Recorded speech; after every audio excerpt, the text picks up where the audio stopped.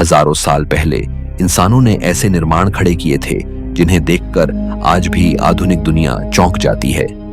बिना मशीनों के, बिना तकनीक के, फिर भी इतनी सटीकता, इतना पैमाना और इतनी मेहनत कि हर पत्थर एक चमत्कार लगता है। ये धरोहरें साबित करती हैं कि प्राचीन सभ्यताएं सिर्फ आगे नहीं थीं, वो समय से कहीं आगे सोचती थीं। तो चलिए अब शुरू करते हैं इस धरती की रहस्यमयी यात्रा।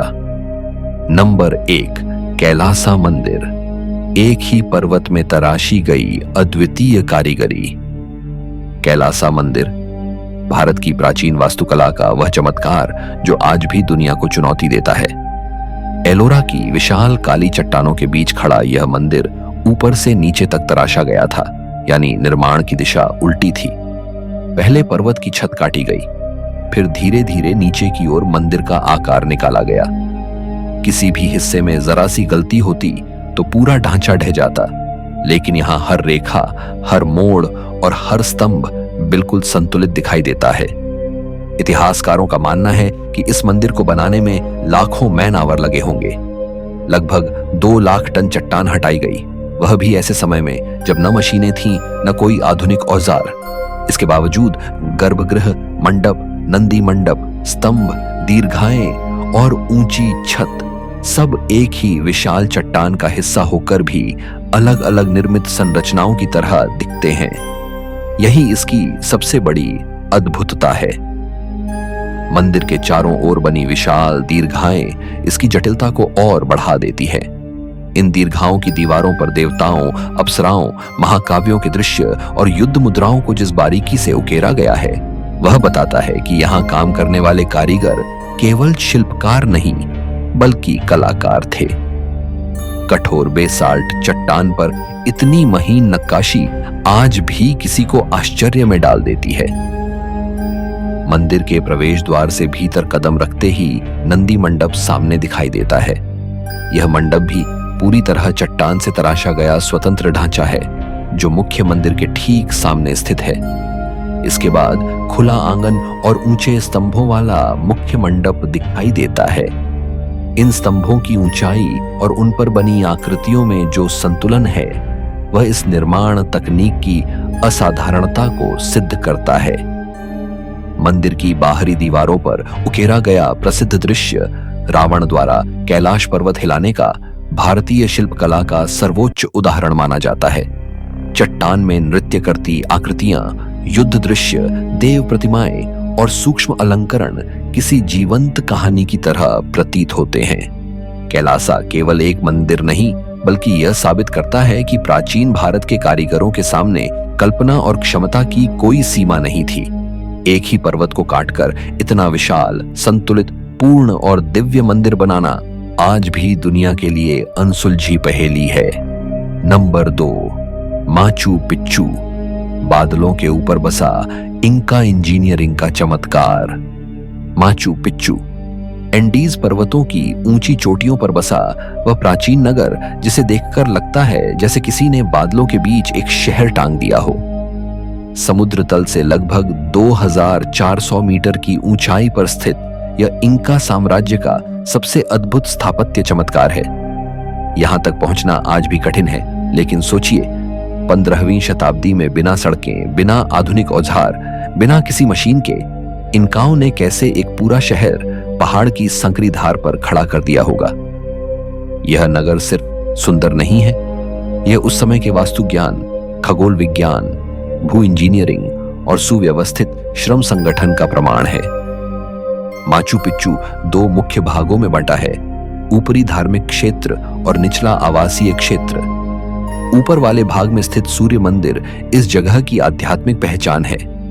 गोलाकार दीवारें इतनी सटीकता से तराशी गई हैं कि उनमें कागज की परत भी नहीं फंस सकती। इसके 2 मुख्य खिड़कियां सूर्य के वार्षिक चक्र को ध्यान में रखते हुए बनाई गई थीं। जून संक्रांति की सुबह सूर्य की पहली किरण ठीक खिड़की पर गिरती है। इससे स्पष्ट है कि इंकाओं को खगोलीय घटनाओं का गहन ज्ञान था और वे वास्तु निर्माण में उसे केंद्र मानकर चलते थे। शहर की सबसे बड़ी विशेषता उसकी कृषि सीढ़ियां, टेरेसेस हैं। पहाड़ की ढलान को काटकर बनाई गई ये सीढ़ी नुमा खेत सिर्फ खेती के लिए नहीं थी। इनमें कई परतों वाली मिट्टी का मिश्रण था, जिसमें नीचे की ओर मोटे पत्थर, बीच में कंकड़ और ऊपर उपजाऊ मिट्टी। इससे बारिश का पानी नीचे रिसता जाता था, लेकिन मिट्टी बहती नहीं थी। इस प्राकृतिक जल प्रबंधन प्रणाली ने हजारों साल तक इन सीढ़ियों को सुरक्षित रखा है। जहां आधुनिक निर्माण बारिश और भूस्खलन से टूट जाते हैं, वहां माचू पिच्चू की दीवारें और खेत आज भी मजबूती से खड़े हैं। इनकाओं ने पत्थरों को जोड़ने के लिए मोर्टार का उपयोग नहीं किया। उन्होंने पत्थरों को इतना सटीक काटा कि वे एक दूसरे में फिट होकर भूकंप को झेल सकें। एंडीज क्षेत्र में लगातार भूकंप आते हैं, लेकिन माचू पिच्चू के भवन हिलते हैं, गिरते नहीं। उनके पत्थर लचीलेपन से कंपन को सोख लेते हैं। यह तकनीक इतनी उन्नत थी कि आधुनिक इंजीनियर भी इसकी तुलना आज के सेज्मिक शॉक अब्सॉर्बिंग डिजाइनों से करते हैं। माचू पिच्चू सिर्फ एक शहर नहीं, यह बादलों में बसा एक विचार है। यह इंसान की क्षमता का प्रमाण है कि कठिन से कठिन स्थान पर भी वह सौंदर्य, संतुलन और विज्ञान का संगम रच सकता है। नंबर 3, ग्रेट पिरामिड ऑफ गिजा, मानव इतिहास का सबसे अद्भुत स्थापत्य चमत्कार। ग्रेट पिरामिड ऑफ गिजा वह निर्माण जिसे देखकर लगता है मानो प्राचीन मिस्र के लोगों ने समय को चुनौती देने का निश्चय कर लिया हो।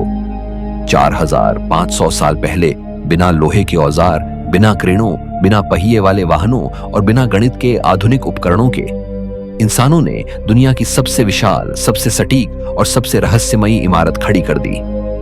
आज भी इंजीनियर मानते हैं कि इसके निर्माण को दोबारा उसी तरह बनाना आधुनिक तकनीक के लिए भी लगभग असंभव है। यह पिरामिड फराओ खुफू का समाधि स्थल था, पर एक साधारण मकबरा नहीं, बल्कि वह प्रतीक था कि राजा पृथ्वी और आकाश के बीच खड़ा है।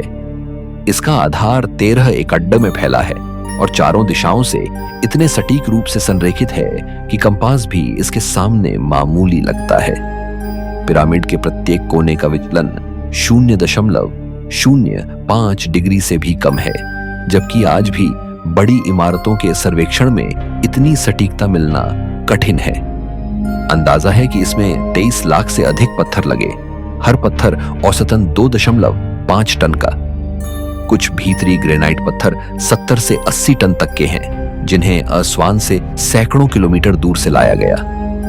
आज की आधुनिक मशीनें भी इतने भारी पत्थरों को इतनी ऊंचाई तक ले जाने में संघर्ष करती हैं, लेकिन मिस्रवासियों ने यह कारनामा सिर्फ रस्सियों, लकड़ी के स्लेज और मानव श्रम से कर दिखाया। पिरामिड के निर्माण की गति भी आश्चर्यजनक थी।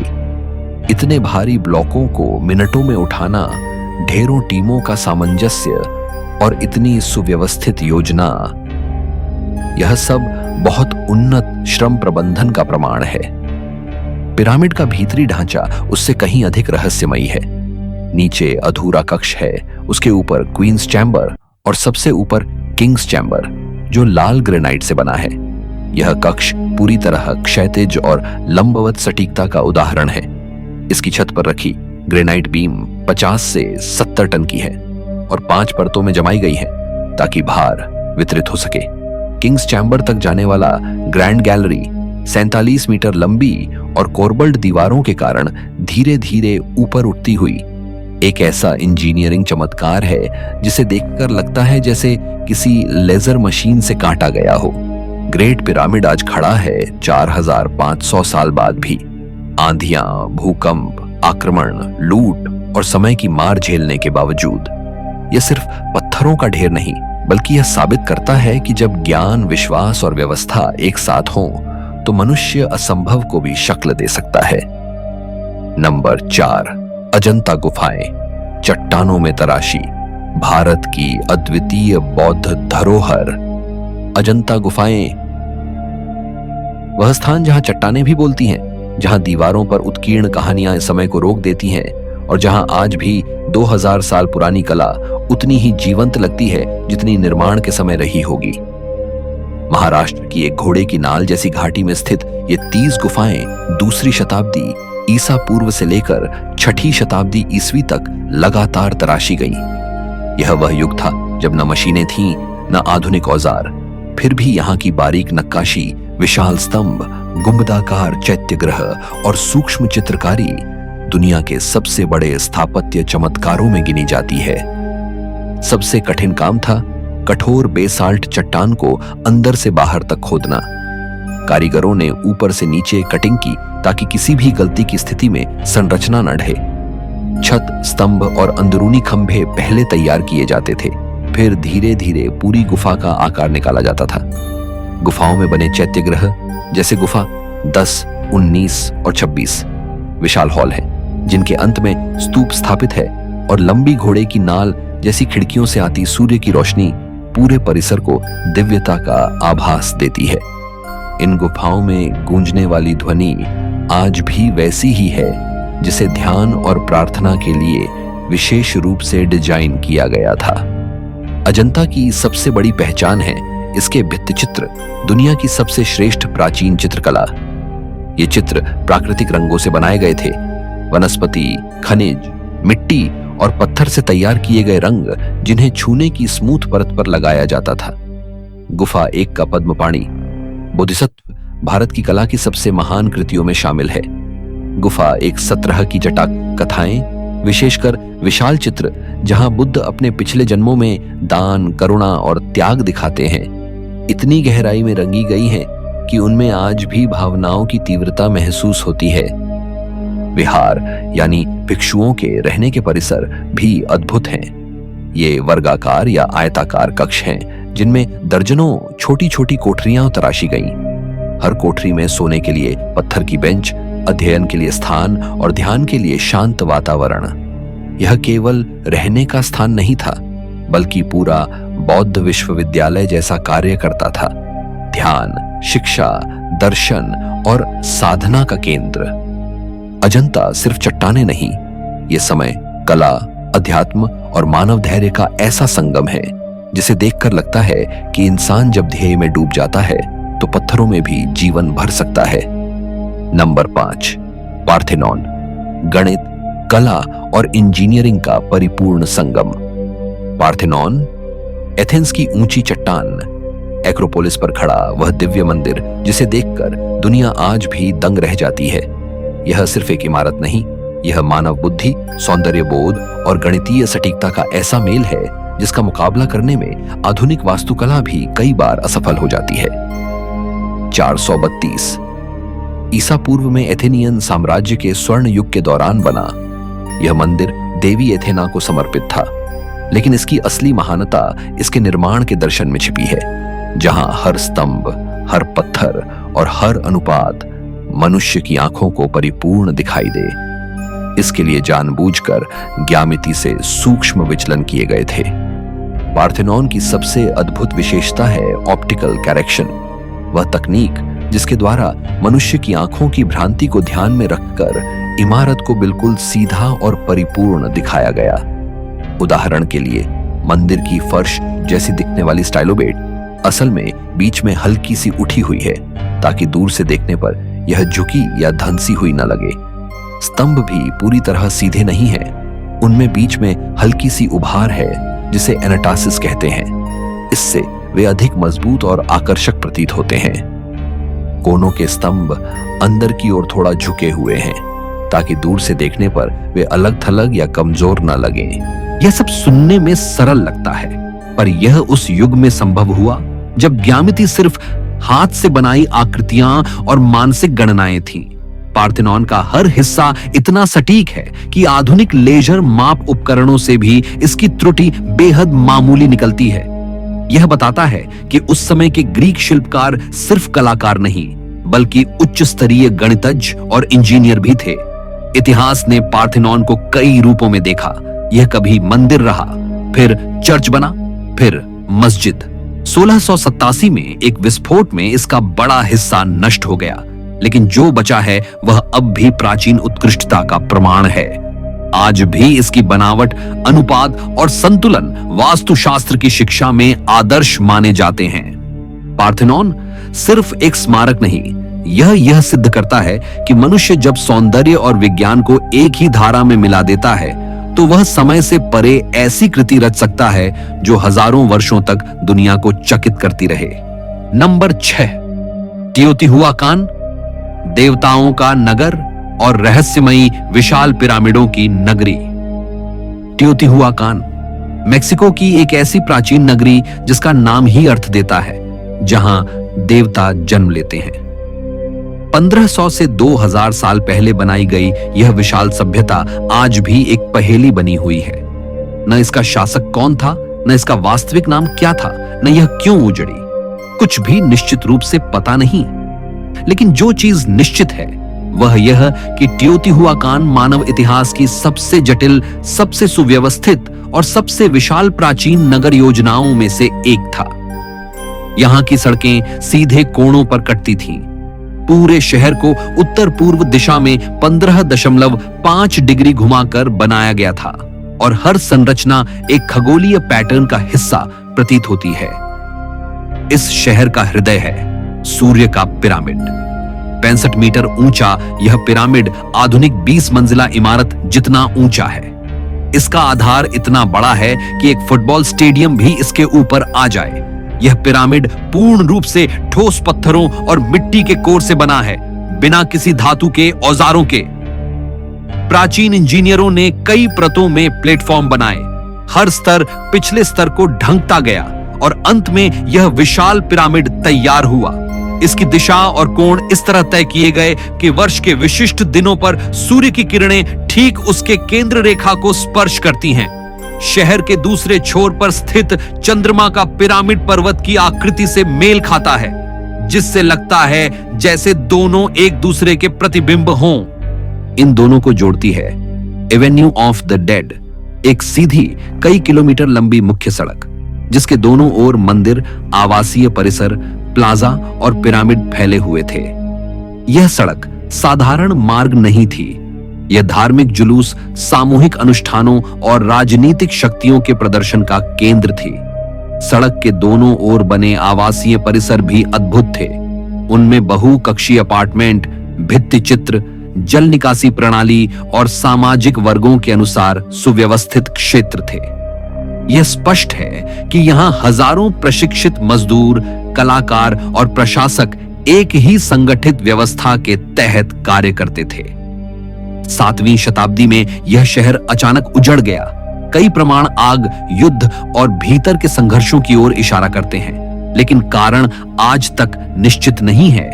बाद में आए एज़टेक्स इस जगह से इतने प्रभावित हुए कि उन्होंने इसे देवताओं का शहर घोषित कर दिया और इसी से इसका नाम पड़ा, टियोतिहुआकान। आज यह यूनेस्को विश्व धरोहर है और दुनिया के सबसे रहस्यमयी प्राचीन शहरों में से एक। टियोतिहुआकान इस बात का प्रमाण है कि प्राचीन सभ्यताएं उतनी सरल नहीं थीं जितना आज हम सोचते हैं। वे उन्नत, संगठित और खगोलीय ज्ञान से भरपूर थीं। नंबर 7, कर्णक मंदिर। सदियों में बना प्राचीन मिस्र का महाविस्तृत पवित्र परिसर। कर्णक मिस्र की वह दिव्य नगरी जहां सिर्फ एक मंदिर नहीं बल्कि कई 100 वर्षों में बना एक पूरा धार्मिक संसार खड़ा है। यह परिसर एक दिन, एक राजा या एक पीढ़ी का काम नहीं, लगातार 2000 वर्षों तक मिस्र के फराओ इस स्थान को बढ़ाते, सजाते और पुनर्निर्मित करते रहे। यही कारण है कि कर्णक दुनिया के सबसे विशाल और सबसे जटिल धार्मिक परिसरों में से एक है। इसमें अमुन-रा, मुत और मोंटू जैसे देवताओं के लिए बनाए गए मंदिर, प्रांगण, ओबेलिस्क, स्तंभवन, सरोवर, पवित्र रास्ते और अनेकों द्वार सब एक दूसरे से जुड़े हुए हैं, जैसे किसी दिव्य भूल भुलैया का हिस्सा हो। कर्णक का केंद्र है अमुन-रा का मुख्य मंदिर, जो मिस्र की शक्ति, राजसत्ता और धार्मिक चेतना का केंद्र था। इसकी विशालता का अंदाजा सिर्फ एक तथ्य से लगाया जा सकता है। इसमें स्थित ग्रेट हाइपोस्टाइल हॉल अकेला ही 5000 वर्ग मीटर में फैला है और इसमें 134 विशाल स्तंभ हैं। मध्य पंक्ति के हर स्तंभ की ऊंचाई 21 मीटर और व्यास 3.5 मीटर है। वे इतने ऊंचे हैं कि आज भी इनके अंदर खड़े होकर मनुष्य खुद को बेहद छोटा महसूस करता है। इन स्तंभों पर उकेरे गए हायरोग्लिफ, धार्मिक दृश्य और जुलूस इतने जीवंत हैं कि लगता है जैसे फराओ की सेना अभी अभी पास से गुजरी हो। इस परिसर का हर विस्तार किसी फराओ की राजनीतिक शक्ति का बयान है। सेती प्रथम, रामेसेस द्वितीय, थुतमोस तृतीय, हतशेपसुत, हर शासक ने यहां अपना योगदान जोड़ा। किसी ने ओबेलिस्क खड़ा किया, किसी ने विशाल द्वार बनाए, किसी ने सरोवर खोदा तो किसी ने नए मंदिर जोड़े। उनमें सबसे प्रसिद्ध हैं हतशेपसुत के ओबेलिस्क, जो ग्रेनाइट की एकल चट्टान से बने थे। इनका वजन 300 टन से भी अधिक था और इन्हें अस्वान से सैकड़ों किलोमीटर दूर से लाया गया, वह भी ऐसे युग में जब न रेल थी, न क्रेन, न इंजीनियरिंग के आधुनिक उपकरण। कर्णक का निर्माण सिर्फ सौंदर्य नहीं, इंजीनियरिंग भी है। यहां की दीवारें, पायलन, गलियारे और पवित्र झील सब इस तरह बनाए गए कि नील की बाढ़ों और भूकंपों का सामना कर सके। समय के साथ कई बार परिसर क्षतिग्रस्त हुआ, कई संरचनाएं ढह गईं, लेकिन मिस्र वासियों ने हमेशा इसे पुनर्स्थापित किया। इसीलिए आज भी कर्णक सिर्फ खंडहर नहीं, बल्कि एक जीवित ऐतिहासिक पुस्तक जैसा लगता है। हर पत्थर पर सदियों का हस्ताक्षर। कर्णक में होने वाले ओपेट उत्सव मिस्र की राजनीति और धर्म के सबसे महत्वपूर्ण आयोजन थे। इस उत्सव में फराओ की दैवीय सत्ता की पुनः पुष्टि होती थी। अमुनरा की स्वर्ण नौका जब कर्णक से निकलकर लक्सर मंदिर तक ले जाई जाती थी, तब पूरा शहर इस जुलूस के साथ चलता था। यही धार्मिक राजनीतिक ऊर्जा कर्णक को सिर्फ मंदिर नहीं, बल्कि मिस्र की आत्मा का धड़कता हुआ केंद्र बनाती थी। कर्णक का लेआउट इतना विस्तृत है कि आधुनिक नक्शे भी इसकी पूर्ण संरचना को एक फ्रेम में कैद नहीं कर पाते। यह वह स्थान है जहां हर मोड़ पर एक नया द्वार, हर दीवार पर एक नई कथा और हर गलियारे में एक नया युग मिल जाता है। कर्णक आज भी खड़ा है, सदियों बाद भी, और अपनी विशालता, रहस्य और दिव्य उपस्थिति से बताता है कि प्राचीन मिस्र केवल एक सभ्यता नहीं, बल्कि मानवीय कल्पना की सर्वोच्च सीमा का साक्षात रूप था। Number 8, Petra. गुलाबी चट्टानों में तराशी सभ्यता का अदृश्य शहर। पेट्रा जॉर्डन की गहराई में छिपा हुआ वह प्राचीन नगर, जिसे रोज सिटी कहा जाता है, क्योंकि सूर्य की रोशनी पड़ते ही इसकी गुलाबी लाल चट्टानें चमकने लगती हैं। नवातियन सभ्यता ने लगभग 4वीं शताब्दी ईसा पूर्व इस जगह को केवल बसाया नहीं, बल्कि पूरा शहर चट्टानों के भीतर तराश कर बनाया। पेट्रा कोई सामान्य पुरातात्विक स्थल नहीं, बल्कि वह प्रमाण है कि प्राचीन इंजीनियरिंग, जल प्रबंधन और पत्थर कटाई की कला कितनी उन्नत हो सकती थी। यहाँ की हर संरचना, मकान, मकबरे, मंदिर, रास्ते और विशाल प्रांगण सभी चट्टान में सीधे कटे हुए हैं, जिससे पूरा शहर प्राकृतिक पर्वतों का हिस्सा जैसा लगता है। पेट्रा का प्रवेश मार्ग है द सीक। यह लगभग 1.2 किलोमीटर लंबी एक संकरी चट्टानी दरार है, जिसकी ऊंचाई कई स्थानों पर 80 मीटर तक पहुंचती है। यह मार्ग इतना संकरा है कि सूर्य की रोशनी भी मुश्किल से नीचे पहुंचती है। इसी गहरी खाई से चलते हुए अचानक सामने आता है अल खजनेह, यानी द ट्रेजरी, पेट्रा की सबसे प्रसिद्ध संरचना। 39 मीटर ऊंची और 25 मीटर चौड़ी यह भव्य फ्रंट फेस पूरी की पूरी एक ही चट्टान में तराशी गई है। इसके स्तंभ, त्रिकोणाकार छत, हॉल, प्रतिमाएं और सजावटी पैटर्न इतने सटीक हैं कि लगता है जैसे किसी संगमरमर के ब्लॉक को तराश कर बनाया गया हो। यह ग्रीक हेलेनिस्टिक और नवातियन शैली का मिश्रण है, एक ऐसा मिश्रण जो दुनिया में कहीं और दिखाई नहीं देता। लेकिन पेट्रा केवल ट्रेजरी तक सीमित नहीं।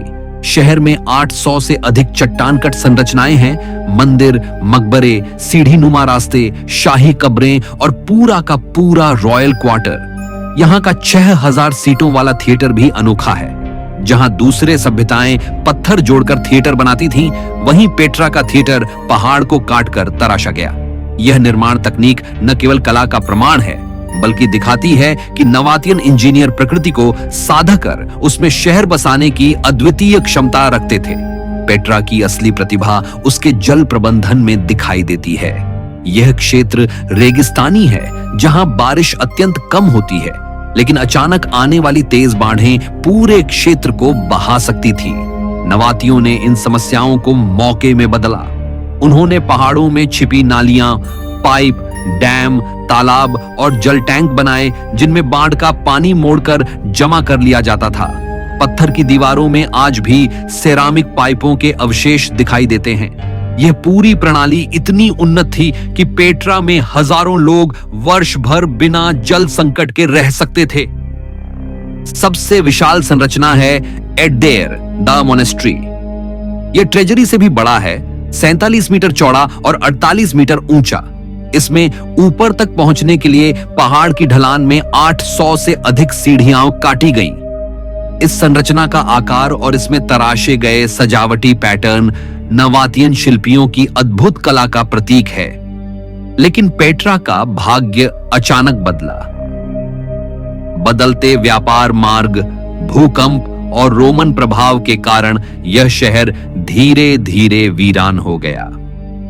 सदियों तक यह शहर दुनिया की नजरों से गायब रहा, जब तक 1812 में स्विस खोजकर्ता जोहान बर्कहार्ट ने इसे फिर दुनिया के सामने नहीं लाया।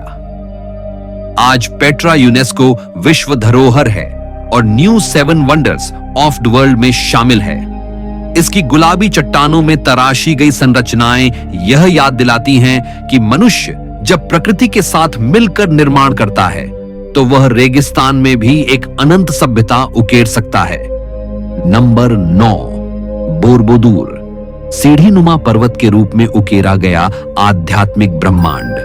बोरबोदूर इंडोनेशिया के जावा द्वीप पर स्थित वह अद्भुत बौद्ध धरोहर जो दूर से किसी विशाल पर्वत या मंडल की तरह दिखती है, लेकिन पास जाने पर महसूस होता है कि यह पूरी संरचना मनुष्य के हाथों और असाधारण बुद्धिमत्ता से बनी है।